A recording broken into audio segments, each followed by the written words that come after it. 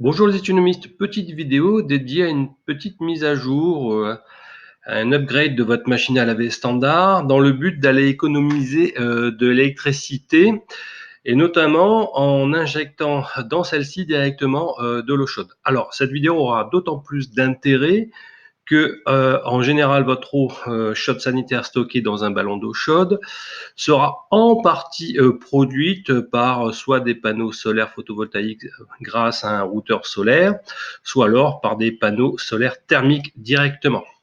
Alors, je vais vous montrer quand même l'installation parce qu'elle restera commune quelles que soient les configurations. Alors, vous pouvez aussi brancher cette arrivée d'eau chaude aussi sur une chaudière à gaz ou voilà qui produit votre eau sanitaire. Alors, de quoi vous allez avoir besoin? D'un mitigeur thermostatique, tout simplement. Donc, voici un petit lien AliExpress. Voilà. 18 € avec les frais de port et en plus vous pouvez directement le commander depuis la France, donc ça c'est cool, en 3-4 jours vous pouvez le recevoir à la maison. Alors c'est tout ce que vous avez besoin et en fait n'importe quelle machine à laver, alors je veux dire 99,9% des machines à laver sont compatibles avec cette astuce. Donc l'idée c'est d'aller toujours injecter par la droite votre eau froide, d'accord, et par contre de me rajouter une nouvelle arrivée qui vient de votre ballon d'eau chaude, qui vient de votre source d'eau chaude sanitaire, en partie produite par énergie renouvelable, afin d'aller alimenter directement votre machine à laver. Avec quoi? En sortie de votre mitigeur, avec une eau directement compatible avec votre programme d'utilisation de votre machine à laver, en général entre 30 et 40 degrés.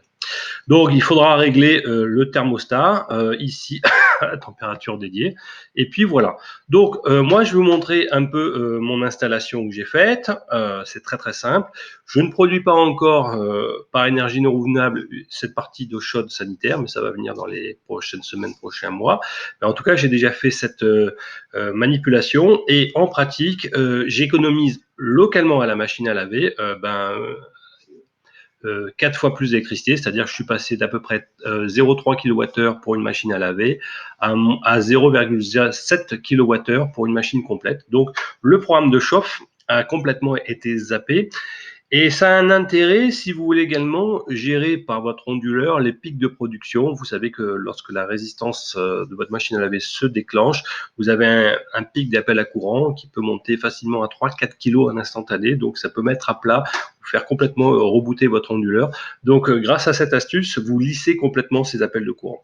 D'accord? Et vous les programmez ultérieurement lorsque vous avez décidé par exemple de router votre surcharge sur votre cumulus et autres systèmes.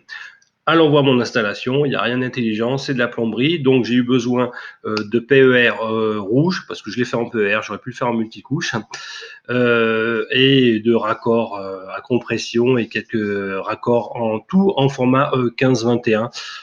Voilà. Et j'ai pris du PER en 16 mm. Allons voir sur place mon installation. Alors nous voici devant d'abord le départ de l'eau chaude sanitaire. Oui, alors on ne voit pas encore la machine à laver parce que d'une manière générale, mon eau chaude, au niveau de ma salle de bain, au niveau de la machine à laver, eh ben, je n'avais pas d'accès direct sans poser un tube apparent, etc. Donc mon idée a été de dire, tiens, vu que ici j'ai déjà un trou, on va dire dans ma dalle, où en dessous j'ai le vide sanitaire, je vais profiter pour faire passer localement à la cuisine un tuyau avec l'eau chaude qui repasse sous le vide sanitaire et qui va ressortir juste à côté de la machine à laver, là où également j'avais un autre trou d'accès qui a été fait pour notamment l'évacuation des toilettes en canalisation de sang. Donc du coup, j'ai rien d'apparent dans la maison et j'ai simplement ce tuyau ici que j'aurais pu, mais bon, encore un peu plus adapté, mais c'est déjà pas mal. Voilà, qui repart dans le vide sanitaire et qui traverse sur à peu près 5-6 mètres jusqu'à la salle de bain, enfin une salle de bain du bas où est actuellement ma machine à laver. Donc j'ai eu besoin, vous voyez ici, d'un robinet d'arrêt, d'un T avec un écrou libre parce que j'avais un peu de mal, ou sinon pour faire installer le T, et un raccord à compression en 16, voilà, tout bien serré avec un joint plat évidemment dès que vous avez des écrous libres. Voilà, et ça part directement ici dans le trou où déjà j'avais le tuyau bleu ici que vous voyez, c'est mon arrivée d'eau du puits pour alimenter un robinet sur mon évier. Voilà, donc allons voir maintenant où va arriver ce tuyau d'eau chaude et près de ma machine à laver. Nous voici sur la partie où est installée la machine à laver. Alors je vais juste vous montrer où sortait le tuyau avec l'arrivée d'eau chaude, donc c'est complètement caché derrière le toilette.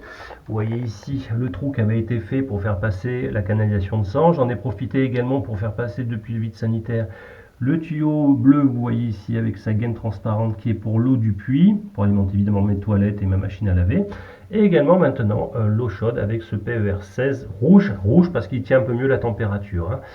Alors de l'autre côté, c'est là que tout se passe. Donc j'ai essayé aussi de minimiser un peu l'installation. Donc j'avais déjà ma clarinette de voix ici pour l'eau froide qui permet de sélectionner soit l'eau de ville ou soit l'eau du puits pour alimenter conjointement ma machine à laver et les toilettes.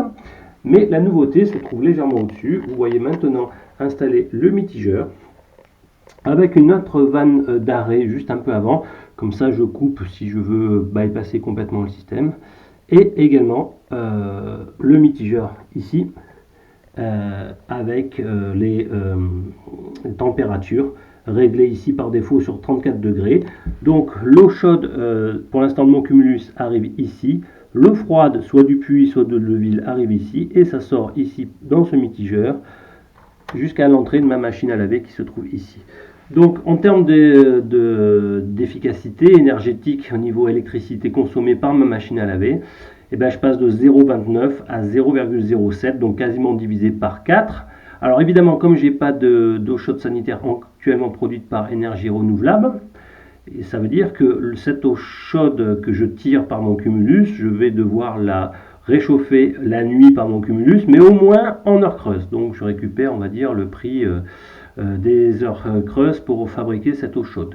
Mais j'espère très bientôt, via panneaux solaires et ou thermiques, j'espère les deux en fait, pouvoir produire cette eau chaude sanitaire grâce au soleil. Autre point qui me paraît important avec cette idée de mitigeur thermostatique pour la machine à laver, c'est que celle-ci, en général, fait appel à des appels de courant assez importants, surtout au démarrage, de la résistance.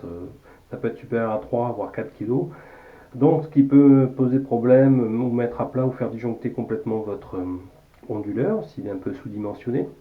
Et donc ce moyen-là, ça serait entre guillemets une idée, une façon de faire pour pouvoir utiliser votre machine à laver avec des ondulaires qui ont par exemple 6 3 kVA, etc., qui ne sont pas forcément super dimensionnés. Voilà, donc c'est une idée assez intéressante que je tiens aussi à signaler comme avantage de cette procédure.